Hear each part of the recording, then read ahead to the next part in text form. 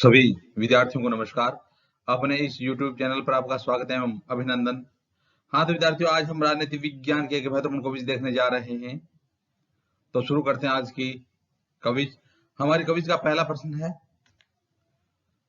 भारतीय संविधान के अंतर्गत भारतीय लोकतंत्र के आदर्शों को हम कहाँ देख सकते हैं?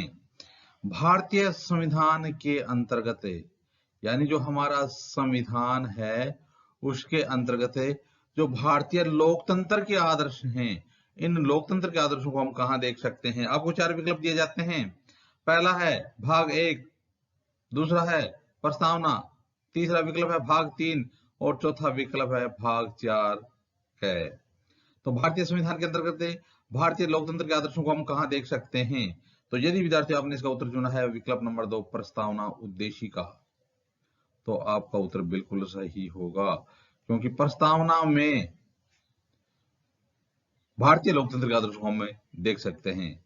तो देखिए विद्यार्थियों, प्रस्तावना के माध्यम से भारतीय संविधान का सार, अपेक्षाएं, उद्देश्य, उनका लक्ष्य तथा दर्शन प्रकट होते हैं।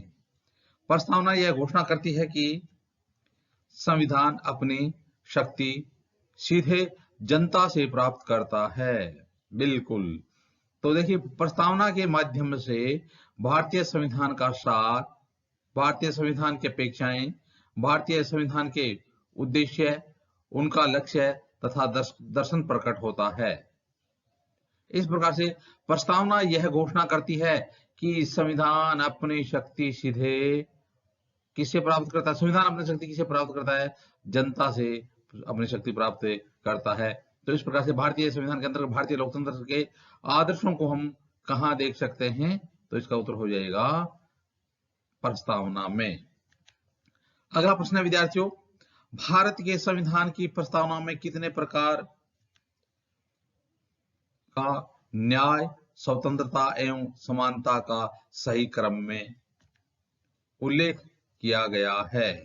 तो देखिए, भारत के संविधान में की प्रस्तावना में कितने प्रकार का न्याय कितने प्रकार का बताया गया है, स्वतंत्रता कितने प्रकार की बताई गई है और समानता कितने प्रकार की बताई गई है, उनका क्रम क्या है? आपको विकल्प दिए जाते हैं। पहला 3, 5 और 2, यानी 3 इसमें क्रम से दे रखा है कि न्याय 3 प्रकार का, स्वतंत्रता 5 प्रकार की और समानता 2 प्रकार की। यहाँ पर दूसरा जो है इसमें कहा गया कि न्याय 2 प्रकार का है, स्वतंत्रता 5 प्रकार की है, समानता 3 प्रकार की है क्या? नहीं। तो इसी प्रकार से जो तीसरा विकल्प है, तीसरे विकल्प में दिया गया है 3, 5, 2, 1 और चौथे विकल्प में दिया गया है 1, 3, 5, 8। तो भारत के संविधान की प्रस्तावना कितने प्रकार का न्याय कितने प्रकार का है, स्वतंत्रता कितने प्रकार की है और समानता कितने प्रकार की? तो इसका उत्तर हो जाएगा 1, बिल्कुल से हो जाएगा। न्याय कितने प्रकार का? 3। स्वतंत्रता कितने प्रकार की? 5। समानता कितने प्रकार की? 2। तो देखिए विद्यार्थियों, भारतीय संविधान में जो सबसे पहले न्याय की बात की गई है, वो न्याय कितने प्रकार? 3 प्रकार का। तो सामाजिक, आर्थिक और राजनीतिक। सामाजिक, आर्थिक और राजनीतिक न्याय। उसके बाद में स्वतंत्रता कितने प्रकार की? 5 प्रकार की। कौन कौन सी? तो एक देखिए विचार और दूसरी है अभिव्यक्ति, विचार, अभिव्यक्ति।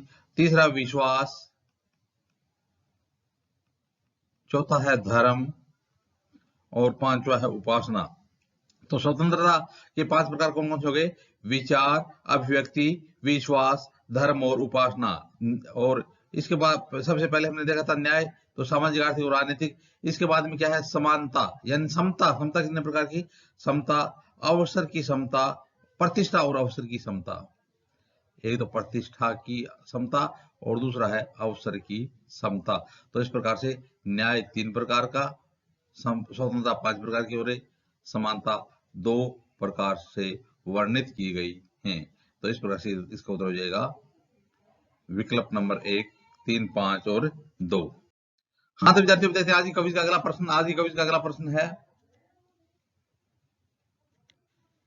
निम्नलिखित में से किस वाद में सर्वोच्च न्यायालय ने संविधान के मूल ढांचे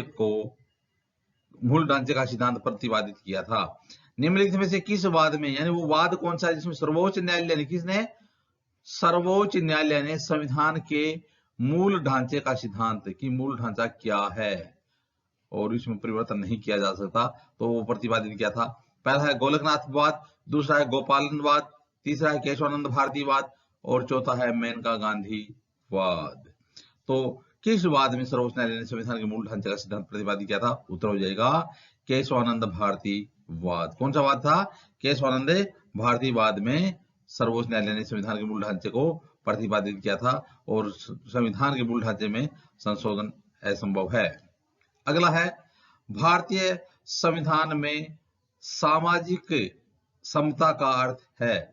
तो भारतीय संविधान में सामाजिक समता का मतलब क्या है? सामाजिक समता, चार विकल्प दिए जाते हैं। पहला है अवसरों का अभाव, दूसरा है विषमता का अभाव, तीसरा है समाज के किसी भी वर्ग के लिए विशेषाधिकारों की अनुपस्थिति और चौथा इनमें से कोई नहीं। तो सामाजिक समता, अवसरों का अभाव नहीं हो सकता, विषमता का अभाव नहीं हो सकता, समाज के किसी भी वर्ग के लिए विशेषाधिकार की अनुपस्थिति, यानी किसी के पास कोई विशेष अधिकार न होना सामाजिक समता है। तो इसका कौन सा विकल्प से हो जाएगा? 3 नंबर विकल्प से हो जाएगा, समाज के किसी भी वर्ग के लिए विशेषाधिकारों की समाप्ति। अगला प्रश्न विद्यार्थियों, भारतीय संविधान की प्रस्तावना की भाषा को किस देश से लिया गया? हमारे देश की प्रस्तावना की भाषा की बात कर रहा है, यानी जो प्रस्तावना की भाषा है, उद्देशिका की भाषा, उसको किस देश के संविधान से लिया गया है? पहला है विकल्प अमेरिका, दूसरा है कनाडा, तीसरा विकल्प है ऑस्ट्रेलिया और चौथा विकल्प है आयरलैंड। तो विद्यार्थियों इस प्रश्न का उत्तर क्या हो जाएगा? इसका हो जाएगा ऑस्ट्रेलिया के संविधान, यानी प्रस्तावना उद्देशिका की भाषा वो कहां से ली गई है? ऑस्ट्रेलिया के संविधान से ली गई है। हाँ तो विद्यार्थियों, अब देखते हैं आज की क्विज का अगला प्रश्न। आज की क्विज का अगला प्रश्न है, संविधान निर्माताओं ने किस पर विशेष ध्यान दिया? संविधान निर्माताओं ने किस पर विशेष ध्यान दिया था? पहला विकल्प है प्रस्तावना पर, दूसरा विकल्प है मूल कर्तव्यों पर, तीसरा विकल्प है मौलिक अधिकारों पर और चौथा विकल्प है निर्देशक तत्वों पर। तो संविधान निर्माताओं ने किस पर विशेष ध्यान दिया था? उत्तर हो जाएगा प्रस्तावना पर विशेष ध्यान दिया था। तो भारतीय संविधान की, क्योंकि प्रस्तावना को भारतीय संविधान की आत्मा भी कहा जाता है, तो संविधान निर्माता ने किस पर विशेष ध्यान दिया? प्रस्तावना पर, क्योंकि प्रस्तावना भारतीय संविधान की आत्मा भी कही जाती है। अगला प्रश्न विद्यार्थियों, भारत को गणतंत्र क्यों कहा जाता है? भारत को गणतंत्र क्यों कहा जाता है? पहला विकल्प है इसके विधानमंडलों की पूरी संख्या जनता द्वारा प्रत्यक्ष चुनी जाती है। इसमें गड़बड़ हो गया, विधानमंडल के दोनों सदनों की प्रत्यक्ष नहीं है यह। दूसरा विकल्प है यह राज्यों का एक संघ है। तीसरा उपयुक्त दोनों सही है, तो यह राज्यों का संघ है, यह भी सही नहीं है। चौथा है यहाँ राज्य का प्रमुख निर्धारित अवधि के लिए निर्वाचित होता है, तो यह सही हो जाएगा कि भारत को गणतंत्र क्यों कहा गया है? इसलिए कहा गया विधानमंडलों की पूरी संख्या तो जनता द्वारा नहीं निर्वाचित होती है और यह राज्यों का एक संघ है, यह भी नहीं है, तो इसमें हो जाएगा क्योंकि गणतंत्र के लिए क्या जरूरी है कि यहाँ राज्य का प्रमुख है वो निर्धारित अवधि के लिए निर्वाचित होता है। तो 4 नंबर विकल्प हो जाएगा, यहाँ राज्य का प्रमुख निर्धारित अवधि के लिए निर्वाचित होता है। तो अब देखते हैं विद्यार्थियों अगला प्रश्न है, धर्मनिरपेक्ष का अर्थ क्या है? धर्मनिरपेक्षता का क्या अर्थ है? पहला विकल्प है जिस देश का अपना कोई धर्म न हो, यानी जिस देश का अपना कोई भी धर्म न हो वो धर्मनिरपेक्ष है क्या? दूसरा, सरकार द्वारा धर्म का संरक्षण। तीसरा है सभी धर्मों का महत्व स्वीकार करना और चौथा है राष्ट्र धर्म का संवैधानिक महत्व। तो देखिए धर्म निरपेक्षता का मतलब क्या हो जाएगा? तो यदि विद्यार्थियों आपने इसका उत्तर विकल्प नंबर 3 चुना है, सभी धर्मों का महत्व स्वीकार करना ही धर्म निरपेक्षता है। किसी धर्म को विशेष महत्व न देना, किसी धर्म को राष्ट्रीय धर्म घोषित नहीं करना, सभी धर्मों को समान महत्व देना समान महत्व स्वीकार करना ही क्या है, धर्मनिरपेक्षता है। हाँ तो विद्यार्थियों देते हैं आज की कविज का अगला प्रश्न।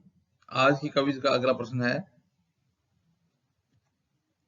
समाजवाद का क्या अर्थ है? किसका? समाजवाद का। तो समाजवाद का क्या अर्थ है? पहला विकल्प है सामाजिक नियंत्रण, दूसरा है राष्ट्रीयकरण, तीसरा है सामाजिक न्याय और चौथा है सामाजिक स्पर्धा। तो समाजवाद का क्या अर्थ है? तो यदि आपने इसका उत्तर विकल्प नंबर 3 चुना है, सामाजिक न्याय ही समाजवाद है। सामाजिक न्याय, सबको सामाजिक न्याय मिले, यानी कि कहीं पर भी उनके साथ सामाजिक अन्याय न हो, तो वो क्या है? समाजवाद है, सामाजिक न्याय।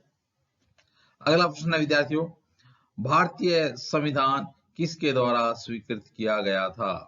भारतीय संविधान किसके द्वारा स्वीकृत किया गया है? आपको फिर विकल्प दिए जाएंगे। पहला विकल्प है संविधान सभा द्वारा, दूसरा है भारत की संसद द्वारा, तीसरा विकल्प है प्रथम निर्वाचित सरकार द्वारा और चौथा विकल्प है भारत की जनता द्वारा।